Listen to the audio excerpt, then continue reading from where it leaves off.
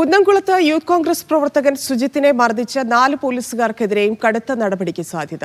പുറത്താക്കലോ തരംതാഴ്ത്തലോ ഉണ്ടായേക്കുമെന്നാണ് സൂചന. ഉദ്യോഗസ്ഥരെ സസ്പെൻഡ് ചെയ്യാമെന്ന് Thrissur range DIG Harishankar report നൽകി. പോലീസുകാരെ പുറത്താക്കണമെന്ന് മർദ്ദനത്തിനിരയായ സുജിത്ത് ആവശ്യപ്പെട്ടു.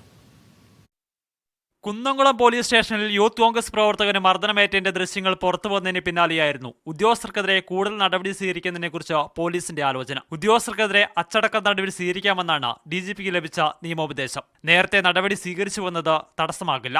കുന്നംകുളം മുൻ SI N നൂഹ്മാൻ ഉൾപ്പെടെ 4 ഉദ്യോഗസ്ഥരെ സസ്പെൻഡ് ചെയ്യണമെന്നാണ് തൃശൂർ റേഞ്ച് ഡിഐജി ഹരിശങ്കർ നൽകിയിരിക്കുന്ന റിപ്പോർട്ട്. ഈ റിപ്പോർട്ടും നിയമോപദേശവും പരിഗണിച്ച ശേഷമാകും അന്തിമ തീരുമാനമെടുക്കുക. പിരിച്ചുവിടുകയാണെങ്കിൽ ഇക്കാര്യം വ്യക്തമാക്കി പോലീസുകാർക്ക് നോട്ടീസ് നൽകും. വിശദീകരണം കൂടി പരിശോധിച്ച ശേഷമാകും നടപടികളിലേക്ക് കടക്കുക. പോലീസുകാരെ പിരിച്ചുവിടുകയല്ലാതെ മറ്റൊരു നടപടിയും അംഗീകരിക്കില്ലെന്ന് മർദ്ദനമേറ്റ സുജിത്ത് പറഞ്ഞു. സസ്പെൻഷൻ അല്ല നമ്മുടെ ആവശ്യം. ഈ 5 പേരെയും സർക്കാർ ഉദ്യോഗസ്ഥരിൽ നിന്ന് ഡിസ്മിസ് ചെയ്യണം.